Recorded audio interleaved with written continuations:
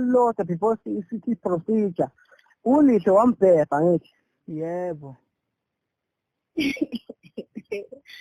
Khuzani. Yaza ukuthi ngabe ngiyakubona noma ukhuluma mamela. Ukuthi mina lento ngiphatha. Uma ufuna indaba ezimnandi, hlala kwesimanzonzo sathola ishisa.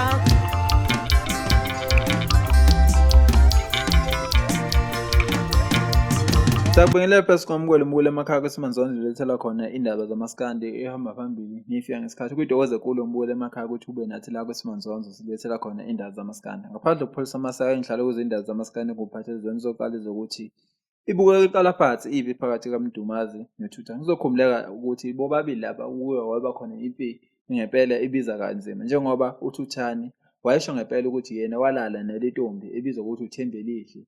Okwathi sekuvela kwavela ukuthi kahlahle umama wengane kaMdumazi nokho kuMdumazi wayephike ema ngentaba esho ngempela ukuthi lezi indaba zingamapungu njengoba yasho yena ukuthi yamazi uma wengane yakhe azange yenze lento lokuthi ebhuke ihhotela leThekwini njengoba wayesho uThuthani ukuthi ngempela bhuka ihhotela bolala nentombi yakhe uMdumazi le eThekwini. Washo ngempela uMdumazi ukuthi indaba engekho lento leyo. Lokho waze kwaholela ukuthi ngempela labo babili bebekuku nepaka beze bethembisana nemikhono yekade.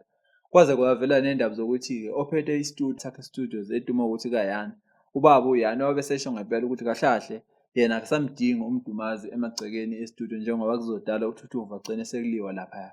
Nangempela kwagcina sevala kuMdumazi kanjalo. Sukela lapho uMdumazi ube eseyeka ukurecorda kaThuthani noma kaYani wahamba orecorda ko Downtown njengoba manje serecorda emashingini. Lokho ukuhamba kwakhe eshithi iduda ayizanga kahle njengoba abantu abaningi bengakuthokozeli lokho njengoba bese besho ngempela ukuthi uMdumazi uyacula impela kodwa isandi lapha recorda khona ayikho ezingeni lakhe. Basho ngempela ukuthi lezi iduda arecorda kuzo ayizwakala kahle isandi yakhona njengoba abanye beze bekhiphe ngembaba ukuthi ngempela lezi idudo zabo ziyaqoqozisa.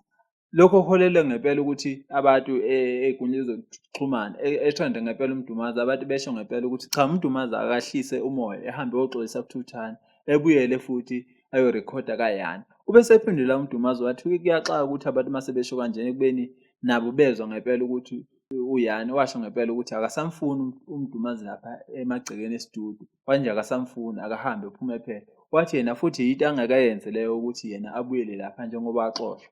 Wasethi abantu vele baqala manje uhlale bemgxeka ukuthi noma esekaYani abanye babemgxeka bethi izimbi ziyamgqiba ukuthi namanje abantu basaqhubeka lapha begcine khona ukuthi bemgxeka. Noma kusenjalo ube sephendula futhi yena uThuthani washo ngempela ukuthi uyaxakeka uma ukuthi yena uzondele intombi akayibize ngesalukazi. Sokhumula ukuthi le ntombi ayibize ngesalukazi intombi noma umama wengane kaMdumazi. Wathi le ntombi le isilokhu sizwane nabantu abaningi. Wathi abantu ababalile basondelela ko9 ngizobukhela phezulu nje igama elivelile uThibelo waPungose uDlubheke uFalabo uphathaphatha oyena osebenza estudio. Washo ngempela ukuthi uyaxakeka uma ukuthi yena sezondwa kodwa ezondele ingane ethandana nawo wonke umuntu. Wathi pho laba abanye abantu abazondwa ngane kwasekuphuma naye iqhubu wathi yena akayithanda lento yenza ngoba phela le ntombi kahlathi ithandana nabantu abaningi.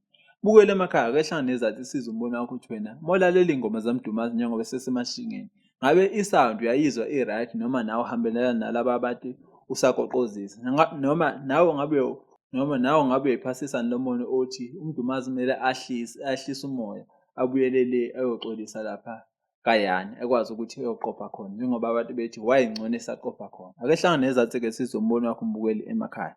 Kanti indaba engiphetha ngazo ukuthi kuzamazame uFacebook ngemva kokuthi uKhuzani eposte izithombe embili. Ubese bhala uKhuzani ukuthi if you know you know echaza ukuthi uma wazi uyazi lapha eshuthe khona amasafe. Okuthusa abantu ukuthi amafoni beshuthe ngawo amafoni eIphone ebiza u38,000 kanti enye futhi akaHawaii ifoni ebiza u31,000. Abantu abaningi bese bexaka ukuthi kanti uKhuzani nemali engaka njengoba echitha imali elinganiselwa ku70,000 kumafoni nje futhi kuyakholakala ukuthi kusekhona amanye amafoni futhi anawo.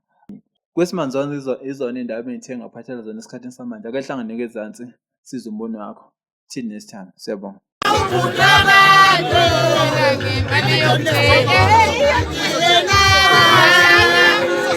Ubudlabha